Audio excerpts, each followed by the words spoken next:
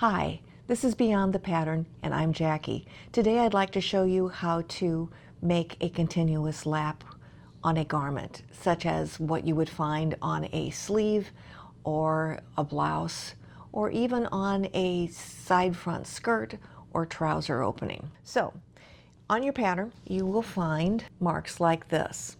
And that's our starting point for making the continuous lap. I've used a ballpoint pen so that this will show up on the camera, but if you were doing this at home or for real, you would want to use a water-soluble marker or chalk.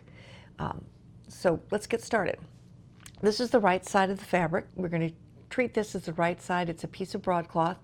And on the wrong side, at the very top, I have fused a little tiny piece of fusible tricot or lightweight interfacing, and we want to use that for stability so that the opening does not fray out. I've used black interfacing to show the contrast for what we're about to do. If you're using this on a sleeve, you want to make sure that you use a piece of interfacing that's non-obtrusive, so white on white or flesh color on some fabrics. And if you are not satisfied with that, you can always cut a small piece of fabric, of self fabric, and baste it on before you begin the process of creating your lap. So we're going to start by dropping the stitch length to a fairly small stitch. You're going to start about 1/2 inch from the top of your placement line. You don't need to back stitch. You're going to reinforce this by stitching with a very small stitch about 1/2 inch from the top of the marked continuous lap. And really what you're doing is sewing an inside corner.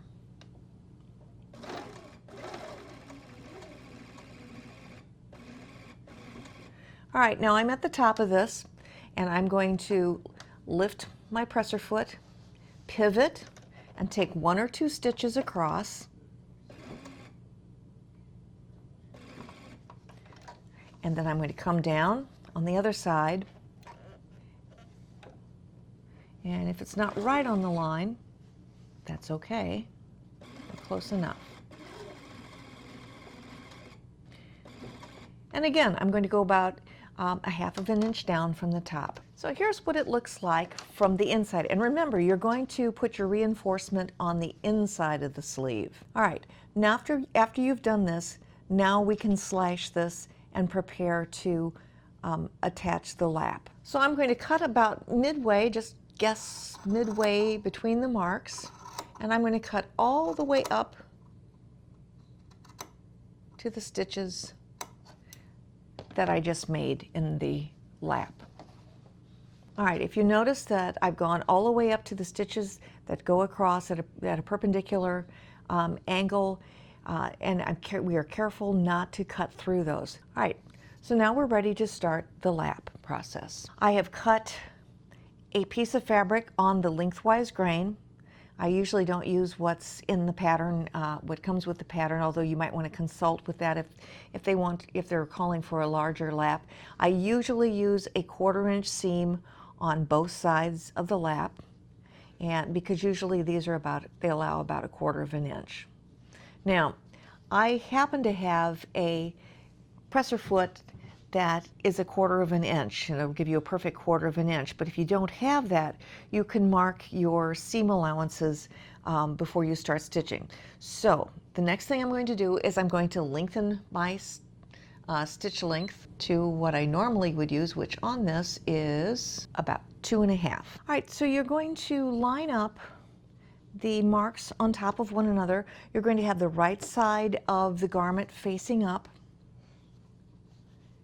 And if you are using a fabric that has a design on one side or that has a definite right and wrong side, you want to have the right sides together, the wrong side facing up. So I'm going to line up my marks. I'm going to check. And you're just going to eyeball this. And luckily I can actually, on this piece of broadcloth, I can actually see through in the light that the lines are meeting one on top of another. So I'm going to start stitching, back stitch,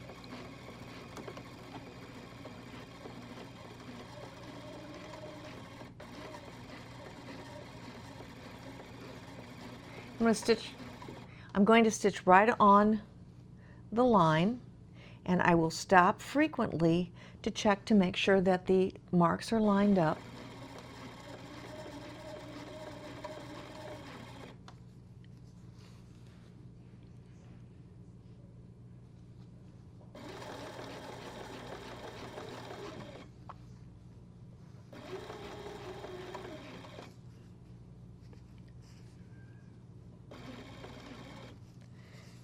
And the trickiest part of this whole thing is to catch the end of the stay stitching, or the stitching that you've put in at the beginning. And you can be sewing just slightly to the left of the stitching you put in, on top of it or to the left.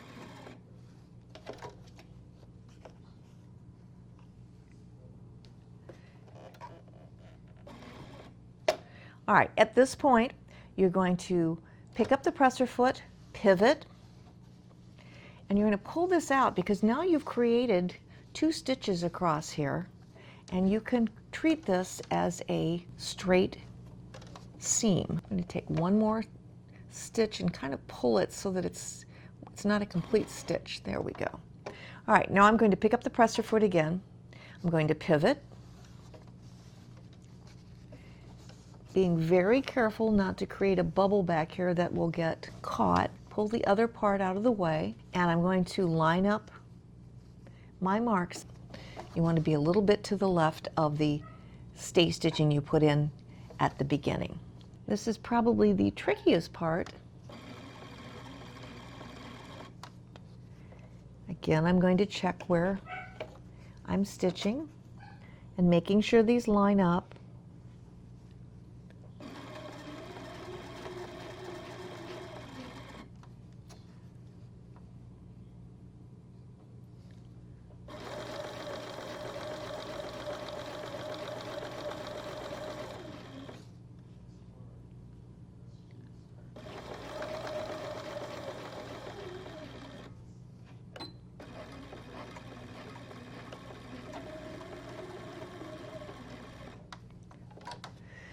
Notice that I back stitched at the end. We want this to be secure, and there'll be leftover fabric, and you're just going to cut that off. I just make a piece that's much longer than necessary.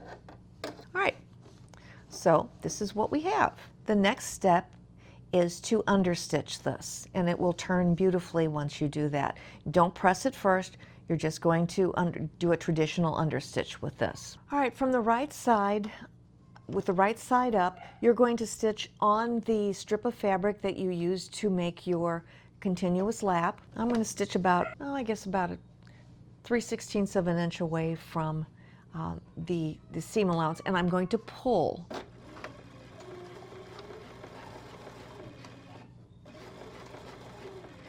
And what I'm doing is I'm pulling those layers of fabric over as far as I can.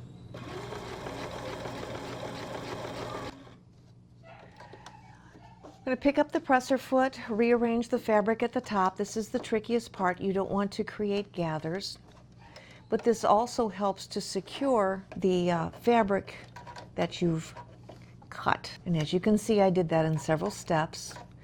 You just want to make sure that you're not gathering your fabric, and I'm pulling pretty tight. So now the lap will fold under, because the understitching has pulled the lap to the inside.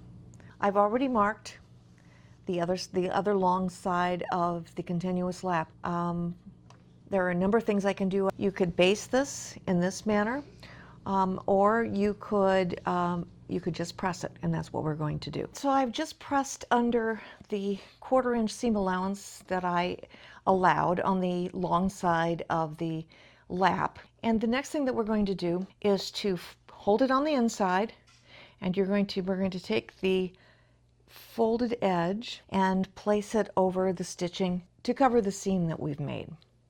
Now, if you wanted to, you could make a slightly wider lap than what I have. This one's a 1/2 inch, which is what I like. You always need to check your pattern to make sure that if you're attaching this to a cuff, that it's wide enough that it covers the cuff. You'll have to measure to do that. So anyway, we're going to press this now, and you can either tack it by hand, or you could use something wonderful called steam-a-seam. And as you're folding this over, the 1/4-inch steam-a-seam is just wide enough. I love using this because it cuts down on the time that it takes to do the stitching. And it has a piece of paper on one side, it's kind of sticky on the other side, and it's really just a fusible product. And I'm going to put it on the seam that we have sewn. And if your stitching doesn't always catch through to all layers, this will be permanent. So you don't have to worry if you miss at all. So I've put this down. I'm going to fold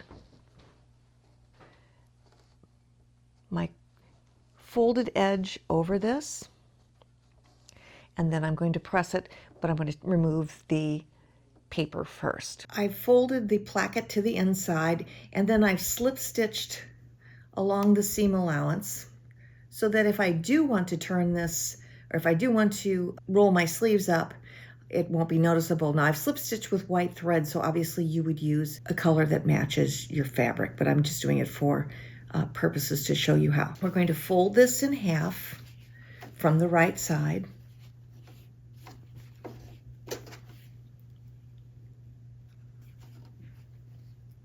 And of course, I've already pressed this after I slip stitch it. And I'm going to make a diagonal seam from the edge of the placket to the point. And you always want to sew from the wide end to the point because you're going to do a back stitch to hold it in place. And then you'll just sew off of the edge here, and then you can tie that in so that because you don't want to make a back stitch because it'd be very difficult to do the back stitching right on top of itself. So let's do this. If you need to, you could pin it, but it's a really short little bunch of stitches that you're going to do. Now it's really important to stitch right up to the point, but you don't want to be over to the side. You want to have it a little bit to the inside so that when you turn it, there's not a pleat. Okay, I'm to the end. And now I'm going to cut this long enough so that I can make a double knot. And if you want to be super sure that these stitches are locked in, you could use a little bit of fray check right here to glue them in place. So this is what it looks like. And then I'm going to open it up. Here's how it looks this way. And here's how it looks from the right side. Now, you're going to have to make the placket for either a left sleeve or a right sleeve or a seam allowance if you're using a placket for a skirt opening. And all you're going to do then is you're going to take the side that is going to lap over. So if I were to take this left side of the placket and fold it under, it folds beautifully. I would press that in place. And this is for a right sleeve because you'd have it so that the cuff is buttoned, the right side of the cuff is buttoning over. Conversely, if this were for a left sleeve, you would press along this line and you'd attach it to the cuff this way so that this would fold over from the front to the back of the cuff. Let me show you on a finished shirt. So this is a completed shirt, and it's done in exactly the same way. This placket, this is for the right sleeve. So this placket is going to fold over on itself so that when you attach the cuff, that the left side of the placket will overlap the right side. Conversely, this is the left sleeve. So here's the placket. It's folded over, attached to the cuff, and it forms a beautiful finished product.